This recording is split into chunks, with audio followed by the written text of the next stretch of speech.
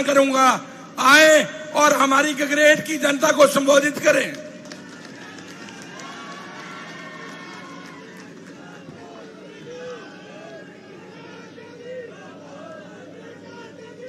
बहुत गर्मी है आज, बहनें थक गई होंगी इंतजार करते करते। आप सबकी बहुत बहुत आभारी हूं कि इतने समय से आप इतनी धूप में यहाँ बैठे हैं और आपको ज्यादा कष्ट नहीं देना चाहती। श्री सुखविंदर सिंह सुक्खू जी, आपके मुख्यमंत्री जी, मुकेश अग्निहोत्री जी, उप मुख्यमंत्री जी जो हैं, श्री राजीव शुक्ला जी, श्री राकेश कालिया जी, श्री सतपाल रायजादा जी, श्री चंद्र कुमार जी, श्री कुलदीप कुमार जी, मेरे साथी धीरज गुड्डर जी, किशोरी लाल जी, सुदर्शन बबलू जी, रंजीत राणा जी, सुरेंद्र ठाकुर जी, लालजी देसाई जी और मंच पर विराजमान सभी नेतागण का मैं इस सभा में स्वागत करती हूँ। शुरू करने से पहले एक बार चिंतपूर्णी माता जी की जय कहिए मेरे साथ। चिंतपूर्णी माता जी की, भगवान भोलेनाथ जी की।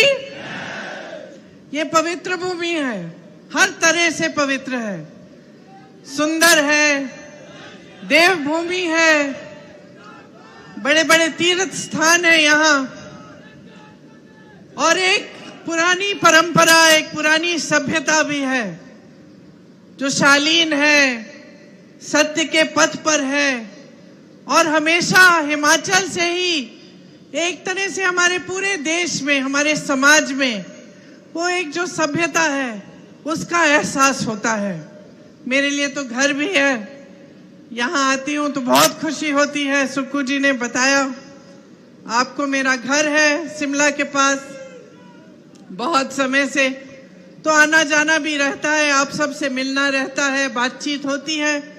हमेशा पता चलता है कि यहाँ की जनता जो है साधारण जीवन जीती है, ज्यादा लोगों को उलझाते नहीं हो, आप झूठ वगैरह में पड़ते नहीं हो, सभ्यता है एक समाज की वो रखते हो, और जिस से मिलती हूँ प्यार से मिलता है। हमेशा जहां भी जाऊं, चाहे किसी दुकान में जाऊं, चाहे कहीं भी जाऊं, तो बहुत प्रेम से प्यार से बिठाते हैं, स्वागत करते हैं, और ये आपकी पहचान है। देखिए यहाँ की राजनीति में भी यही सभ्यता रही है, हमेशा से रही है। खासतौर से जो कांग्रेस पार्टी के जो नेता रहे हैं, परमार साहब थे, वीरभद्र सिंह जी थे, सबने बहुत दिल लगाकर और सच्चाई से आपके लिए काम किया। और यही जो आपकी जो समाज की सभ्यता है वो हमारी राजनीति में भी दिखी। तो हमेशा जब भी कांग्रेस की सरकार रही या कांग्रेस के नेता आपके सामने आए तो हमेशा आपकी सेवा के लिए आए, और इस पूरी गहराई से इनकी समझ थी कि जनता सर्वोपरि होती है, जनता से ऊपर हमारे देश में, लोकतंत्र में कोई नहीं है। इसी तरह से हमने हमेशा आपकी सेवा करने का प्रयास किया। पिछले 2 सालों में जब से हमारी कांग्रेस की सरकार फिर से प्रदेश में बनी, तब से कुछ ऐसी घटनाएं घटी जिनसे आपको खुद ये प्रमाण मिल गया होगा कि कांग्रेस की राजनीति कैसी है और भाजपा की राजनीति कैसी है। आपके यहाँ के सांसद तो है ही भाजपा के, सुक्खू जी ने कहा कि 20 साल से सांसद रहे हैं, लेकिन आपके जो सांसदीय क्षेत्र है उसकी ज्यादा तरक्की नहीं हुई, और जितने काम यहाँ हो सकते थे वो हुए नहीं। लेकिन वो बात अलग है।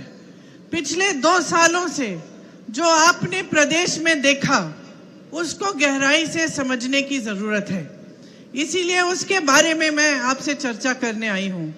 हमारी सरकार बनी, सरकार बनने के कुछ ही समय बाद एक भयानक आपदा आती है। हिमाचल में सैकड़ों घर बह जाते हैं, बहुत नुकसान होता है, सड़कें टूटकर पानी में बह जाती हैं, पहाड़ टूटते हैं। बहुत ऐसे लोग हैं, परिवार हैं जिन्होंने अपने प्यारे खोए, स्कूल तबाह हो गए, घर तबाह हो गए, परिवार तबाह हो गए। आपने बहुत दुख झेला, बहुत कठिनाइयां झेली, और एक दिन की बात नहीं थी, 2 दिन की बात नहीं थी। जब आपदा आई तो लंबे दौर के लिए चली, बहुत नुकसान होता रहा, रोकने का कोई तरीका नहीं था, प्राकृतिक आपदा थी। लेकिन आपने क्या देखा? साथ साथ आपने ये देखा, और मैंने खुद देखा, कि आपका जो पूरा प्रदेश है वो एकजुट हो गया, समाज एकजुट हो गया।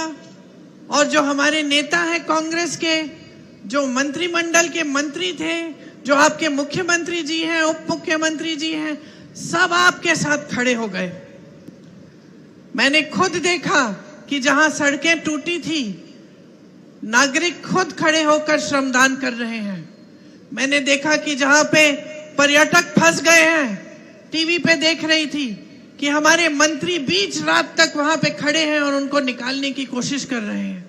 जहां जहां राहत पहुंच नहीं पा रही है, वहां सुक्खू जी खुद जाकर राहत पहुंचा रहे हैं। ये सारा हमको देखने को मिला जब आपके प्रदेश में इतनी बड़ी आपदा आई और आप पर इतना बड़ा संकट आया।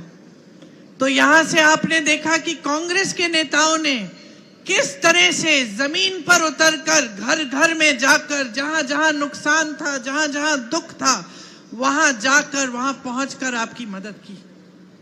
दूसरी तरफ आपने ये भी देखा कि भाजपा का एक भी नेता नहीं आया। प्रधानमंत्री जी जो कहते हैं कि उनका दूसरा घर है हिमाचल, वो आपदा के समय आपके बीच आए नहीं।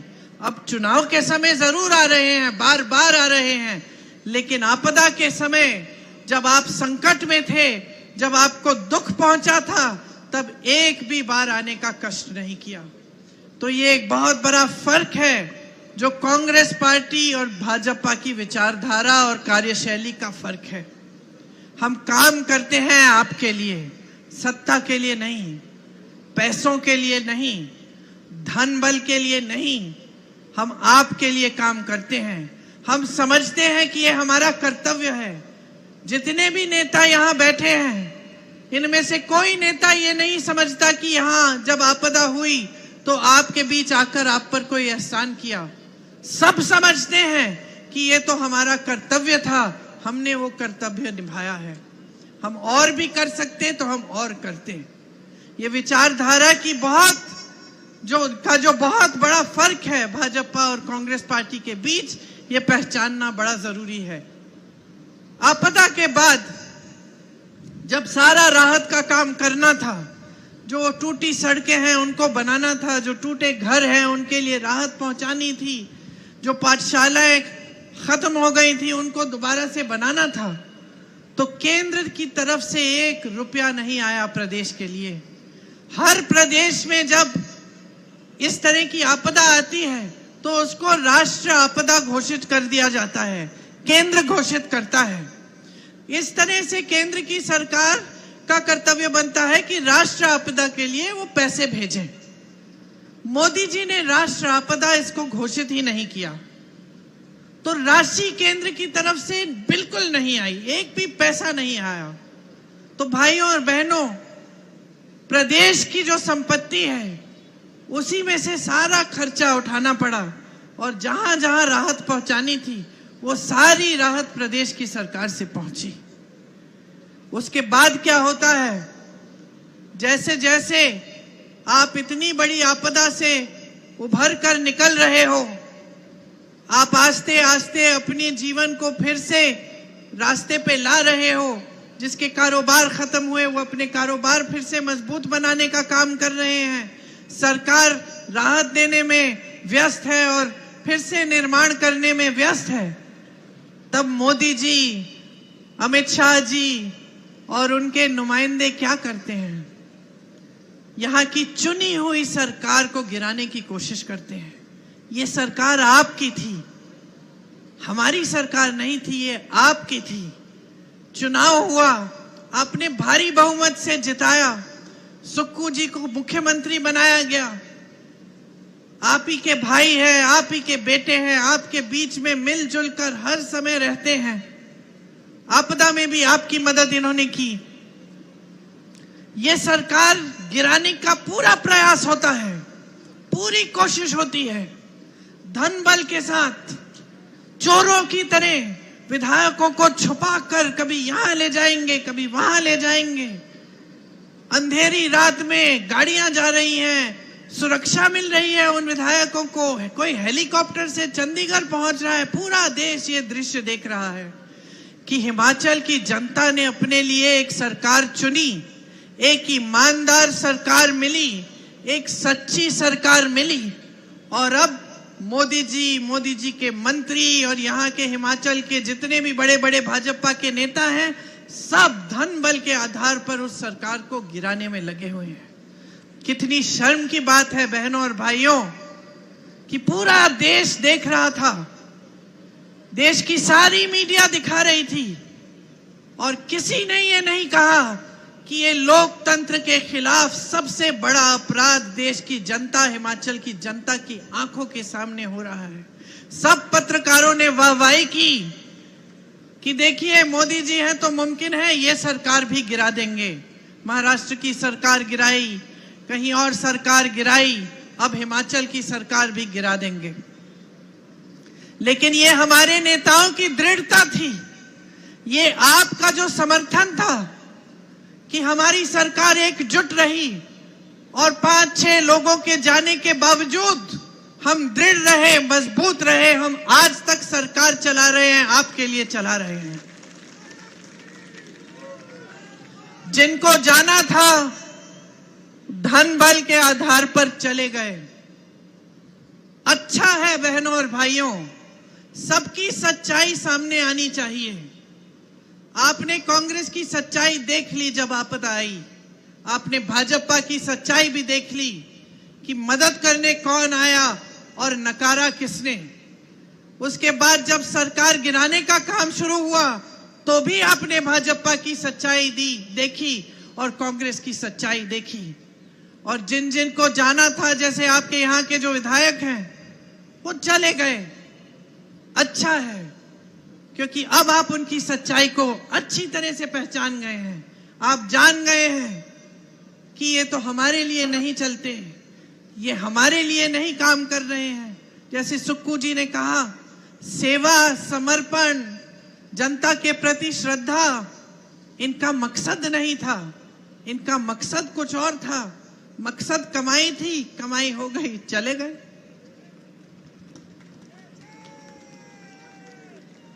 तो देश भर में आज अगर जनता को जागरूक बनना है तो एक बात समझनी है कि एक राजनीति जो हमारे देश में स्थापित की थी महात्मा गांधी ने, वो जो राजनीति थी जो दशकों के लिए हमारे देश में चली, उसकी एक अलग विचारधारा थी। वो राजनीति थी जिसमें जनता सर्वोपरि होती है। आपकी जरूरत क्या है, आपकी समस्याएं क्या हैं। बड़े बड़े प्रधानमंत्री आपके बीच आकर आपको पूछते थे, आप डांटें, आप नाराज हो, आप आंदोलन करें, आप अपनी नाराजगी को व्यक्त भी करें, तो कोई बात नहीं था। ये लोकतंत्र था, ये लोकतंत्र था और लोकतंत्र में जनता ही सर्वोपरि होती थी। यही हमारी विचारधारा रही। 55 सालों के लिए कांग्रेस की सरकारें चली हमारे देश में। फिर एक नई राजनीति उभरती है, मोदी जी की राजनीति, भाजपा की राजनीति। और खास तौर से मेरी बहनें आप समझो, क्योंकि ये राजनीति धर्म का नाम इस्तेमाल करती है लेकिन कोई धार्मिक काम नहीं करती। क्योंकि हमारे हिंदू धर्म ने हमें यही सिखाया कि सत्य के पथ पर चलना है, सच्चाई के पथ पर चलना है। हमारे हिंदू धर्म ने हमें यही सिखाया कि जनता के प्रति श्रद्धा होनी चाहिए। सभी गुरुओं ने, सभी महात्माओं ने, सभी संतों ने यही कहा, अपना जीवन ईमानदारी से जियो। और यही बात हमारी राजनीति में महात्मा गांधी जी लाए, जो देश के लिए शहीद हुए और शहीद होते होते उनके मुंह से हे राम के शब्द निकले। यही हमारे धर्म ने सिखाया और उसी धर्म की जो सीख थी उसके आधार पर हमारी राजनीति चली दशकों से। लेकिन आज भाजपा वाले कहते हैं कि कांग्रेस पार्टी धर्म विरोधी है और कहते हैं कि वो धर्म के रखवाले हैं। कौन से धर्म के रखवाले आकर आपकी सरकार को धन बल से गिराएंगे? कौन से धर्म के रखवाले आकर पैसे खिलाकर विधायकों की चोरी करेंगे? कौन से धर्म के रखवाले देखते हैं कि इतनी बड़ी आपदा हो रही है, लोगों के बच्चे गुजर रहे हैं, लोगों के माँ बाप गुजर गए हैं, घर टूट गए हैं, पाठशालाएं गिर गई हैं, सड़कें खराब हो गई हैं, टूट गई हैं। कौन से धार्मिक व्यक्ति के दिल में ये बात चोट नहीं पहुंचाएगी? कौन सा ये धार्मिक व्यक्ति है? कौन है ये प्रधानमंत्री हमारे जिन्होंने ये पूरी आपदा को नकार दिया, अपना मुंह फेर दिया, आपके लिए एक भी पैसा नहीं भेजा जो उनका कर्तव्य था आपके प्रति कि ये राष्ट्र आपदा घोषित करें और आपके लिए राशि भेजें आपके राहत के लिए। तो कैसे धार्मिक व्यक्ति हैं, कैसी धार्मिक राजनीति है जो धर्म का नाम इस्तेमाल करती है आपसे वोट लेने के लिए? जब चुनाव का समय आता है आ जाते हैं कि धार्मिक है, धर्म के नाम पर वोट दीजिए और सारी धर्म की बातें आपको सुनाएंगे। लेकिन बाकी समय धन बल के आधार पर सरकारों को गिराना, विधायकों को खरीदना, जब आपको राहत पहुंचानी है तो राहत नहीं पहुंचाना। जब हमारी सरकार कहती है हम ओपीएस लागू कर रहे हैं तो जो एनपीएस की राशि है वो बंद कर देते हैं ताकि हम पूरी तरह से ओपीएस लागू करने में सफल ना हो। जब हम कहते हैं हम 1500 रुपए देना चाहते हैं और देना शुरू करते हैं महिलाओं को तो वो रुकवा लेते हैं। ये कौन सा धर्म है? ये किस धर्म ने सिखा दिया उनको? उनका धर्म सिर्फ एक है, सत्ता और संपत्ति। 55 सालों से कांग्रेस की सरकार रही इस देश में भाइयों और बहनों। 55 सालों में कांग्रेस पार्टी इस दुनिया की सबसे अमीर पार्टी नहीं बनी। 55 सालों में न बन पाई, न किसी ने प्रयास किया बनाने के लिए। भाजपा कितने सालों से है सरकार में बताइए? 10 सालों से। मात्र 10 सालों में भाजपा दुनिया की सबसे अमीर पार्टी बन चुकी है। ये मैं नहीं कह रही हूं, ये इन्हीं के आंकड़े कहते हैं। 60,000 करोड़ रुपए खर्चते हैं ये इन्हीं की अपनी पार्टी पे। 6 उपचुनाव करा रहे हैं, सैकड़ों करोड़ खर्चेंगे, लेकिन आपदा के समय आपके लिए एक पैसा नहीं देंगे। 16 लाख करोड़ रुपए अपने बड़े बड़े खरबपति मित्रों को कर्ज माफ कर देंगे। देश के बंदरगाह, देश के हवाई अड्डे, देश का कोयला, देश की बिजली, देश के सारे कोल्ड स्टोरेज सब अपने बड़े बड़े खरबपति मित्रों को दे देंगे। ये है उनके पास संपत्ति देने के लिए। लेकिन जब देश का किसान रो रहा था, आंदोलन कर रहा था, बैठा था दिल्ली के बाहर, लाखों किसान बैठे, 600 किसान शहीद हुए। जब देश का किसान आत्महत्या करता है क्योंकि 1 लाख रुपए 2 लाख रुपए का कर्ज भर नहीं पा रहा है, तब ये कहते हैं कि हमारे पास इनके कर्ज माफ करने के लिए पैसे नहीं है। ये है इनकी नियत, और इस नियत को समझना बहुत जरूरी है क्योंकि 10 सालों से इन्होंने गुमराह करके रखा है पूरी देश की जनता को। उन्होंने टीवी के समर्थन के साथ और जितने भी चैनल हैं जो आज बड़े बड़े खरबपतियों के हैं, वो सब वही दिखाते हैं जो मोदी जी चाहते हैं। और इनके समर्थन के साथ इन्होंने सिर्फ आपको झूठ दिखाए हैं कि कितनी अर्थव्यवस्था आगे बढ़ रही है, देश में मोदी जी ने कितनी तरक्की कर दी और किस तरह से जनता खुशहाल है। लेकिन आपका जीवन क्या है? अगर यहाँ हिमाचल की सरकार आपको राहत नहीं पहुंचाती, ये पहला प्रदेश है जहां दूध पे भी आपको न्यूनतम समर्थन मूल्य मिलता है, अगर यहां आपको राहत नहीं पहुंचाती हमारी प्रदेश की सरकार, तो पूरे देश भर में जिस तरह से किसान गरीब पिस रहे हैं उस तरह से आपकी भी हालत होती। आज देश भर में मेरी बहनें दुकान जाती हैं, कुछ खरीद नहीं पाती, वापस आ जाती हैं आधे सामान छोड़ के। त्योहार आता है तो खुशी के बजाय घबराहट होती है कि हम घर की लिपाई पुताई करनी है, त्योहार के लिए तैयारी करनी है, मेहमान आएंगे, खाना पकाना पड़ेगा, मेहमानों की देखभाल करनी पड़ेगी, कैसे करेंगे? घबराहट होती है। आज तो त्योहार भी कोई खुशी से नहीं मना सकता। किसी की फीस भरनी होती है, बच्चों की फीस भरनी है, बच्चों को ट्यूशन कराना है, कोई परीक्षा करानी है, कर्ज लेना पड़ता है, खेत में नुकसान होता है, मुआवजा नहीं मिलता, 2-3 दिन की दिहाड़ी नहीं मिलती तो मजदूर खाली पेट सोते हैं, बच्चों को खिला नहीं पाते हैं। गैस के सिलेंडर पे इन्होंने ये बैठकर, जब 400 रुपए का हुआ था, बैठकर इन्होंने प्रेस से वार्ता की। आज जब 1200 रुपए का हो गया है तो ये कहते हैं कि आपके लिए एक स्कीम लाए हैं कि चुनाव के समय 100 रुपए कम कर देंगे। कट गए हैं एकदम आपसे। आपके ये जो सांसद हैं ये भी दिखते कहाँ हैं आपको? आपको जब जब दिखते हैं तो कहीं सूट बूट में पहने हुए, कहीं दिल्ली के बड़े होटलों में या दिल्ली के बड़े महलों में बड़े बड़े सेठों के साथ आपके बीच आते हैं। और ये क्या, मोदी जी खुद नहीं आते? मोदी जी की जो सांसदीय क्षेत्र है वाराणसी, वहां मैं आती जाती हूँ। वहां पूछिए, किसी गांव में नहीं गए, किसी से हालचाल नहीं पूछा।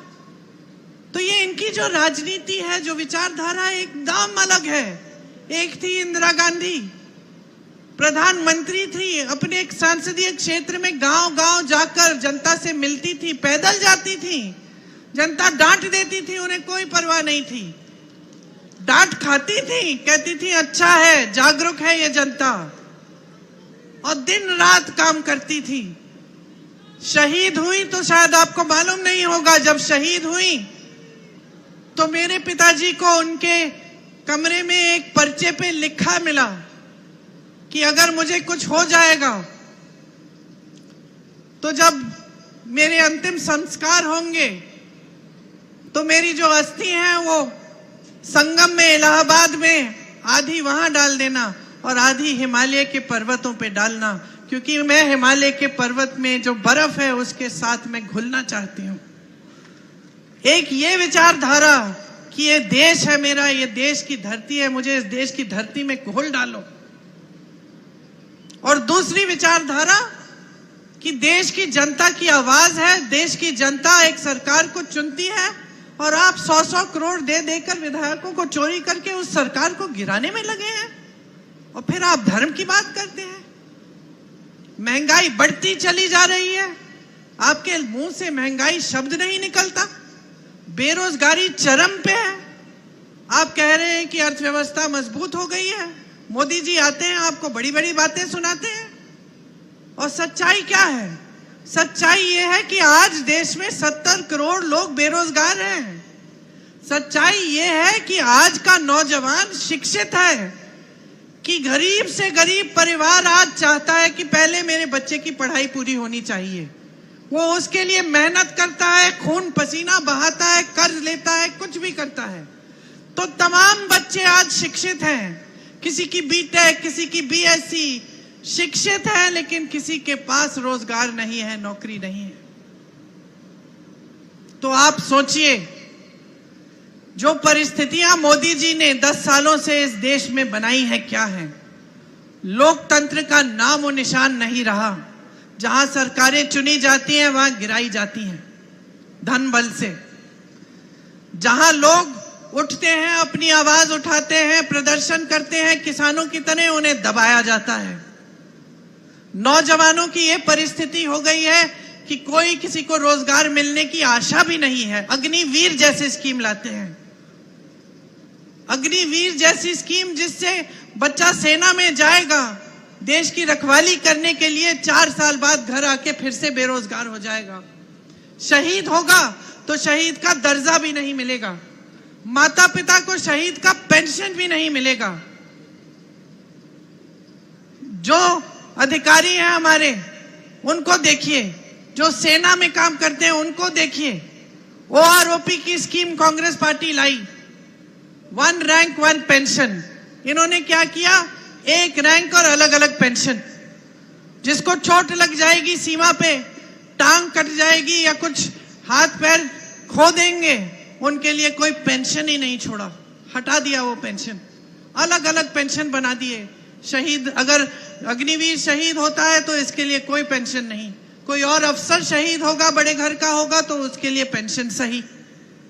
तो हर स्तर पर, हर जगह इन्होंने जनता के साथ विश्वासघात ही किया है। महंगाई बढ़ती जा रही है, रोकने के लिए कोई इंतजाम नहीं है। हम जहां जहां हमारे प्रदेश हैं, यहाँ पे आपके लिए 1500 रुपए महिलाओं के खातों में ये शुरू कर रहे हैं हम काम। अलग अलग प्रदेशों में हम 2-2 हजार रुपए डलवा रहे हैं, कर्नाटका में, तेलंगाना में भी डलवा रहे हैं।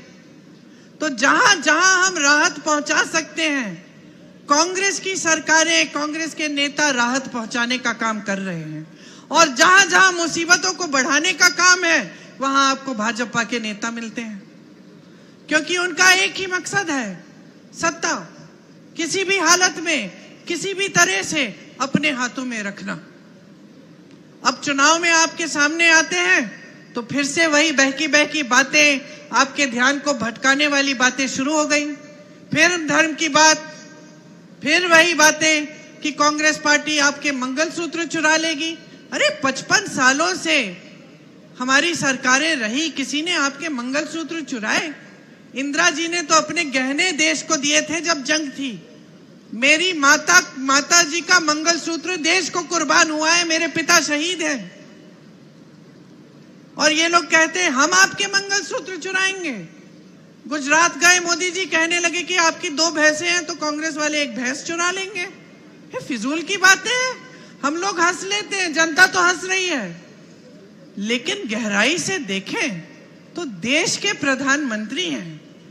यही उनकी सभ्यता है कि चुनाव के समय आकर आपके सामने इधर उधर की बातें करें, महंगाई की बात न करें, बेरोजगारी की बात न करें, यहाँ आपदा हुई, यहाँ राहत दिलवाने की बात न करें, आपकी समस्याएं जो है उनको हल करने की बात ही न करें। इतना अहंकार हो गया है कि अपने आप को देवता समान समझने लग गए हैं। और इतना अहंकार हो गया है कि सोचते हैं कि चुनाव में भी धर्म का नाम लेके हमें बार बार वोट तो मिल ही जाएंगे, हमें काम करके दिखाने की कोई जरूरत नहीं है। तो अब ये पूरा सिलसिला कौन बदलेगा? कौन बदलेगा?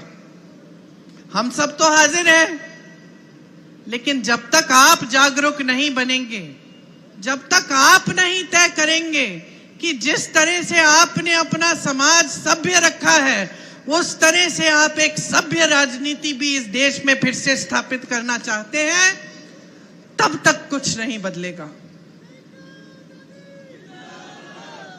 सुक्कू जी ने कहा कि हमारी सरकार है, प्रियंका जी ने बनाई ये सरकार। नहीं, प्रियंका जी ने सरकार नहीं बनाई, सरकार आपने बनाई।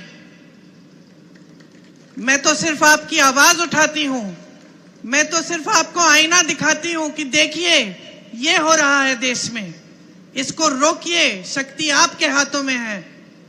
हम सब आपके नुमाइंदे हैं, हम आपके प्रतिनिधि हैं, हम लड़ाई लड़ने के लिए तैयार हैं और हम रोज लड़ रहे हैं। यहाँ हमारी सरकार का एक एक मंत्री, एक एक सदस्य, मुख्यमंत्री जी, उप मुख्यमंत्री जी लड़ रहे हैं। इनकी सरकार पे हमेशा खतरा रहता है, लेकिन ये खड़े रहते हैं, लड़ते रहते हैं, आपके बीच आते रहते हैं। वहां दिल्ली में राहुल गांधी जी 4000 किलोमीटर कन्याकुमारी से कश्मीर पैदल चले, मणिपुर से मुंबई चले, सिर्फ आपकी समस्याओं को समझने के लिए और आपके बीच आने के लिए, सिर्फ ये कहने के लिए कि जिस देश की रक्षा आपके बेटे सरहद पे कर रहे हैं वो देश एक है, एकजुट रहना चाहिए और उस देश की एकता बनी रहनी चाहिए। राहुल जी को घर से निकालते हैं, संसद से निकालते हैं, तमाम उन पर केस डालते हैं, लेकिन पीछे नहीं हटते, खड़े रहते हैं, लड़ते रहते हैं। हम सब लड़ेंगे और लड़ते रहेंगे आपके लिए। हम इस देश के लोकतंत्र, इस देश के संविधान पर आंच नहीं आने देंगे, लेकिन हमारे साथ आपको लड़ना पड़ेगा, आपको भी जागरूक होना पड़ेगा। इस चुनाव में शुरू से कांग्रेस पार्टी के एक एक नेता ने सिर्फ आपके काम की बात की है। हम गारंटी लाए हैं तो आपके लिए लाए हैं। जिस तरह से प्रदेश सरकार गारंटी को पूरा करने का काम कर रही है, ओपीएस लागू कर रही है, अब महिलाओं के खातों में पैसे डालना शुरू किया है और जैसे ही चुनाव, जैसे आपने कहा, खत्म होगा फिर से शुरू होगा, उसी तरह से हम देश भर में कुछ गारंटी लाए हैं। महिलाओं के लिए जो आपको प्रदेश सरकार से मिल रहा है वो मिलेगा, लेकिन ऊपर से आपको केंद्र सरकार की तरफ से 8,500 रुपए हर महीने आपके खातों में डाले जाएंगे। सरकारी नौकरियां 50% आपको मिलेंगी महिलाओं को पहले के आरक्षणों के तहत। नौजवानों के लिए एक अप्रेंटिसशिप का प्रोग्राम लाएंगे जिससे 1 लाख रुपए एक सालाना आप कमा पाएंगे। आपका हुनर बढ़ाया जाएगा। जब तक आपकी स्थायी नौकरी नहीं होगी तब तक आप अप्रेंटिसशिप का प्रोग्राम करके कमा पाएंगे। नौजवानों के लिए 5,000 करोड़ रुपए का फंड लाएंगे ताकि आप जब अपना कारोबार शुरू करना चाहेंगे तो आप उस कारोबार को बना सकेंगे, आपके लिए सुविधा होगी। पेपर लीक होते हैं उसके खिलाफ सख्त कानून लाएंगे और 30 लाख खाली पद जो मोदी जी ने खाली छोड़े अपनी सरकार में वो भरेंगे और आपको हम रोजगार दिलवाएंगे। किसान भाइयों के लिए एमएसपी मतलब न्यूनतम समर्थन मूल्य आपका कानूनी अधिकार बनाएंगे। जिस तरह से आज भोजन का अधिकार इस देश में कानूनी अधिकार है गरीब परिवारों का, मोदी जी देते हैं आपको राशन, कहते हैं आप पे एहसान कर रहे हैं, अपनी फोटो चेप के देते हैं। सच्चाई यह है कि वो कानून कांग्रेस पार्टी ने बनाया जो मजबूर करता है मोदी जी को कि आपको राशन दें। इसी तरह से हम कानून लाएंगे कि न्यूनतम समर्थन मूल्य आपको मिलना ही होगा। इसके साथ साथ किसानों के कर्ज माफी के लिए एक स्थायी आयोग लाएंगे जिससे जब जब आपको संकट में होंगे और आपको सुविधा की जरूरत होगी आप जाकर उस आयोग से सुविधा ले पाएंगे। किसान आज खेती के हर सामान के लिए जीएसटी दे रहा है। पेट्रोल डीजल महंगा हो गया है, ऊपर से हर सामान पे जीएसटी है, सारे सामान महंगे हैं। कांग्रेस पार्टी ये कह रही है कि केंद्र में हमारी सरकार आएगी तो हर सामान से, खेती के सामान से जीएसटी हटाएगी ताकि खेती के सारे सामान सस्ते हों। आज सारे कोल्ड स्टोरेज अडानी जी के हैं।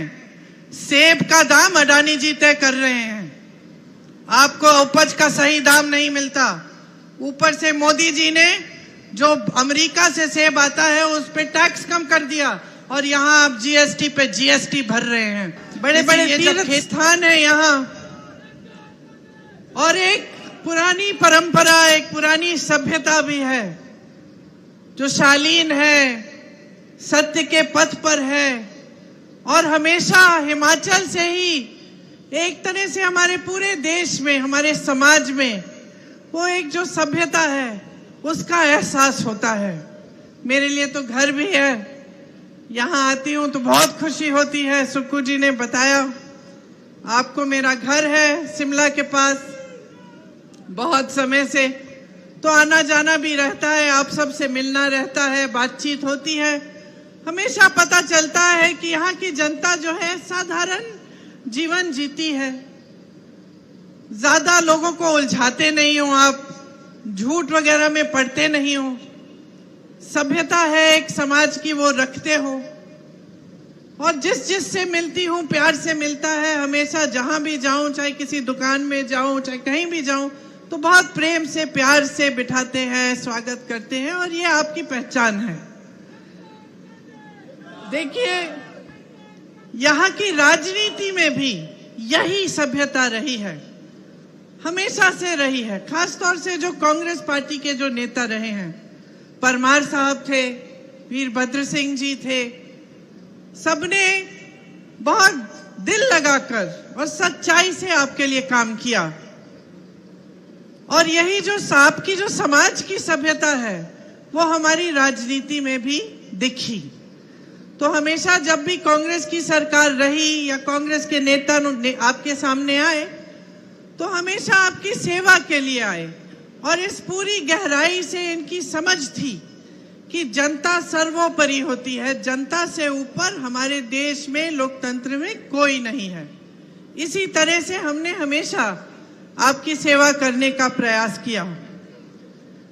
पिछले 2 सालों में जब से हमारी कांग्रेस की सरकार फिर से प्रदेश में बनी, तब से कुछ ऐसी घटनाएं घटी जिनसे आपको खुद ये प्रमाण मिल गया होगा कि कांग्रेस की राजनीति कैसी है और भाजपा की राजनीति कैसी है। आपके यहाँ के सांसद तो है ही भाजपा के। सुक्खू जी ने कहा कि 20 साल से सांसद रहे हैं, लेकिन आपके जो सांसदीय क्षेत्र है उसकी ज्यादा तरक्की नहीं हुई और जितने काम यहाँ हो सकते थे वो हुए नहीं। लेकिन वो बात अलग है। पिछले 2 सालों से जो आपने प्रदेश में देखा उसको गहराई से समझने की जरूरत है, इसीलिए उसके बारे में मैं आपसे चर्चा करने आई हूं। हमारी सरकार बनी, सरकार बनने के कुछ ही समय बाद एक भयानक आपदा आती है। हिमाचल में सैकड़ों घर बह जाते हैं, बहुत नुकसान होता है, सड़कें टूटकर पानी में बह जाती हैं, पहाड़ टूटते हैं। बहुत ऐसे लोग हैं, परिवार हैं जिन्होंने अपने प्यारे खोए, स्कूल तबाह हो गए, घर तबाह हो गए, परिवार तबाह हो गए। आपने बहुत दुख झेला, बहुत कठिनाइयां झेली और एक दिन की बात नहीं थी, 2 दिन की बात नहीं थी। जब आपदा आई तो लंबे दौर के लिए चली, बहुत नुकसान होता रहा, रोकने का कोई तरीका नहीं था, प्राकृतिक आपदा थी। लेकिन आपने क्या देखा? साथ साथ आपने ये देखा और मैंने खुद देखा कि आपका जो पूरा प्रदेश है वो एकजुट हो गया, समाज एकजुट हो गया और जो हमारे नेता हैं कांग्रेस के, जो मंत्रिमंडल के मंत्री थे, जो आपके मुख्यमंत्री जी हैं, उप मुख्यमंत्री जी हैं, सब आपके साथ खड़े हो गए। मैंने खुद देखा कि जहां सड़कें टूटी थी, नागरिक खुद खड़े होकर श्रमदान कर रहे हैं। मैंने देखा कि जहां पे पर्यटक फंस गए हैं, टीवी पे देख रही थी कि हमारे मंत्री बीच रात तक वहां पे खड़े हैं और उनको निकालने की कोशिश कर रहे हैं। जहां जहां राहत पहुंच नहीं पा रही है वहां सुक्खू जी खुद जाकर राहत पहुंचा रहे हैं। ये सारा हमको देखने को मिला जब आपके प्रदेश में इतनी बड़ी आपदा आई और आप पर इतना बड़ा संकट आया। तो यहां से आपने देखा कि कांग्रेस के नेताओं ने किस तरह से जमीन पर उतरकर, घर घर में जाकर, जहां जहां नुकसान था, जहां जहां दुख था, वहां जाकर, वहां पहुंचकर आपकी मदद की। दूसरी तरफ आपने ये भी देखा कि भाजपा का एक भी नेता नहीं आया। प्रधानमंत्री जी जो कहते हैं कि उनका दूसरा घर है हिमाचल, वो आपदा के समय आपके बीच आए नहीं। अब चुनाव के समय जरूर आ रहे हैं, बार बार आ रहे हैं, लेकिन आपदा के समय जब आप संकट में थे, जब आपको दुख पहुंचा था, तब एक भी बार आने का कष्ट नहीं किया। तो ये एक बहुत बड़ा फर्क है जो कांग्रेस पार्टी और भाजपा की विचारधारा और कार्यशैली का फर्क है। हम काम करते हैं आपके लिए, सत्ता के लिए नहीं, पैसों के लिए नहीं, धन बल के लिए नहीं, हम आपके लिए काम करते हैं। हम समझते हैं कि ये हमारा कर्तव्य है। जितने भी नेता यहाँ बैठे हैं, इनमें से कोई नेता ये नहीं समझता कि यहाँ जब आपदा हुई तो आपके बीच आकर आप पर कोई एहसान किया। सब समझते हैं कि ये तो हमारा कर्तव्य था, हमने वो कर्तव्य निभाया है। हम और भी कर सकते तो हम और करते। ये विचारधारा की जो बहुत बड़ा फर्क है भाजपा और कांग्रेस पार्टी के बीच, ये पहचानना बड़ा जरूरी है।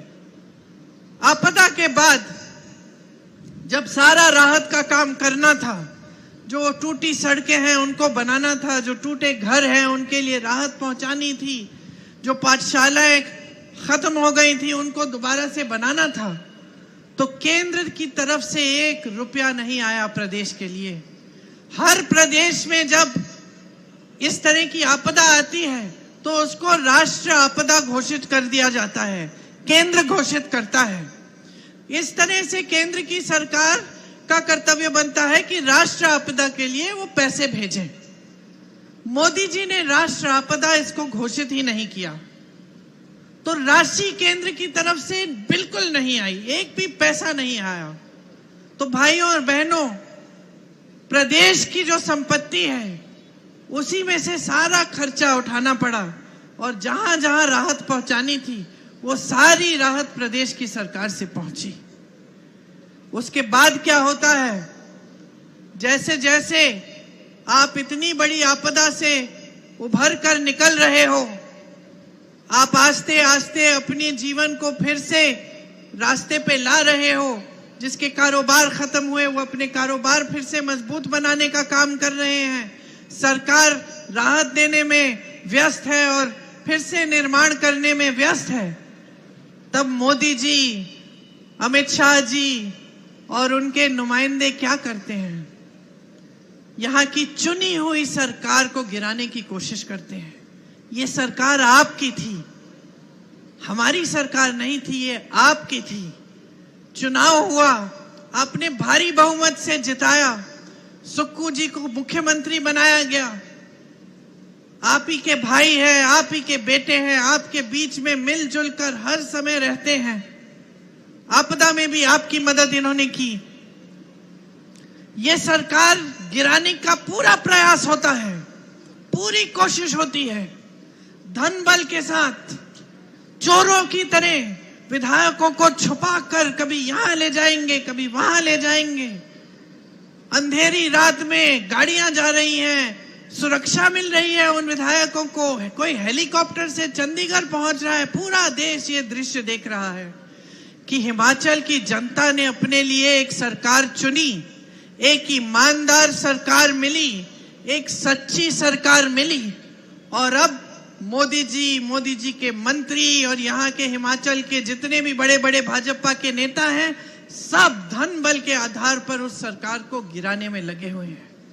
कितनी शर्म की बात है बहनों और भाइयों कि पूरा देश देख रहा था, देश की सारी मीडिया दिखा रही थी, और किसी ने ये नहीं कहा कि ये लोकतंत्र के खिलाफ सबसे बड़ा अपराध देश की जनता, हिमाचल की जनता की आंखों के सामने हो रहा है।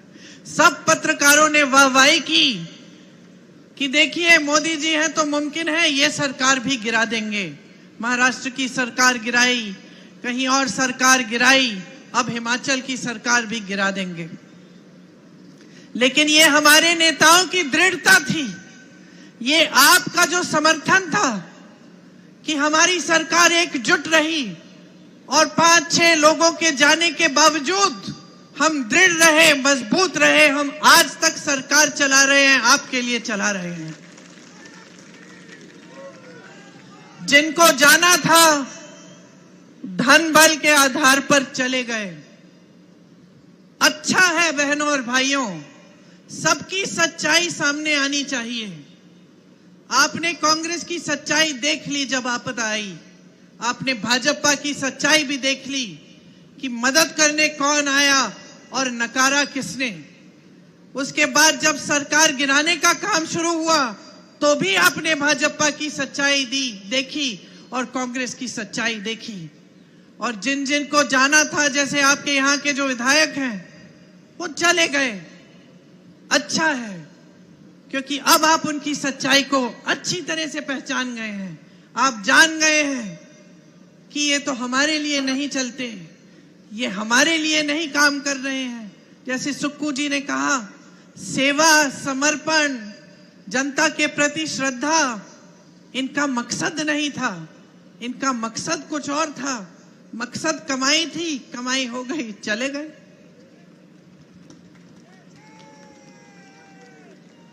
तो देश भर में आज अगर जनता को जागरूक बनना है तो एक बात समझनी है कि एक राजनीति जो हमारे देश में स्थापित की थी महात्मा गांधी ने,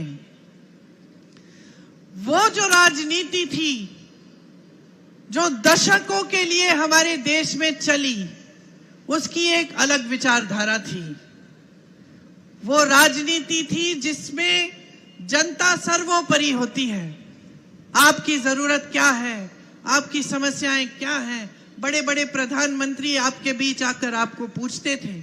आप डांटें, आप नाराज हो, आप आंदोलन करें, आप अपनी नाराजगी को व्यक्त भी करें, तो कोई बात नहीं था। ये लोकतंत्र था, ये लोकतंत्र था और लोकतंत्र में जनता ही सर्वोपरि होती थी। यही हमारी विचारधारा रही। 55 सालों के लिए कांग्रेस की सरकारें चली हमारे देश में। फिर एक नई राजनीति उभरती है, मोदी जी की राजनीति, भाजपा की राजनीति। और खास तौर से मेरी बहनें, आप समझो, क्योंकि ये राजनीति धर्म का नाम इस्तेमाल करती है लेकिन कोई धार्मिक काम नहीं करती। क्योंकि हमारे हिंदू धर्म ने हमें यही सिखाया कि सत्य के पथ पर चलना है, सच्चाई के पथ पर चलना है। हमारे हिंदू धर्म ने हमें यही सिखाया कि जनता के प्रति श्रद्धा होनी चाहिए। सभी गुरुओं ने, सभी महात्माओं ने, सभी संतों ने यही कहा, अपना जीवन ईमानदारी से जियो। और यही बात हमारी राजनीति में महात्मा गांधी जी लाए, जो देश के लिए शहीद हुए और शहीद होते होते उनके मुंह से हे राम के शब्द निकले। यही हमारे धर्म ने सिखाया और उसी धर्म की जो सीख थी उसके आधार पर हमारी राजनीति चली दशकों से। लेकिन आज भाजपा वाले कहते हैं कि कांग्रेस पार्टी धर्म विरोधी है और कहते हैं कि वो धर्म के रखवाले हैं। कौन से धर्म के रखवाले आकर आपकी सरकार को धन बल से गिराएंगे? कौन से धर्म के रखवाले आकर पैसे खिलाकर विधायकों की चोरी करेंगे? कौन से धर्म के रखवाले देखते हैं कि इतनी बड़ी आपदा हो रही है, लोगों के बच्चे गुजर रहे हैं, लोगों के माँ बाप गुजर गए हैं, घर टूट गए हैं, पाठशालाएं गिर गई हैं, सड़कें खराब हो गई हैं, टूट गई हैं। कौन से धार्मिक व्यक्ति के दिल में ये बात चोट नहीं पहुंचाएगी? कौन सा ये धार्मिक व्यक्ति है? कौन है ये प्रधानमंत्री हमारे जिन्होंने ये पूरी आपदा को नकार दिया, अपना मुंह फेर दिया, आपके लिए एक भी पैसा नहीं भेजा, जो उनका कर्तव्य था आपके प्रति कि ये राष्ट्र आपदा घोषित करें और आपके लिए राशि भेजें आपके राहत के लिए। तो कैसे धार्मिक व्यक्ति हैं, कैसी धार्मिक राजनीति है जो धर्म का नाम इस्तेमाल करती है आपसे वोट लेने के लिए? जब चुनाव का समय आता है आ जाते हैं कि धार्मिक है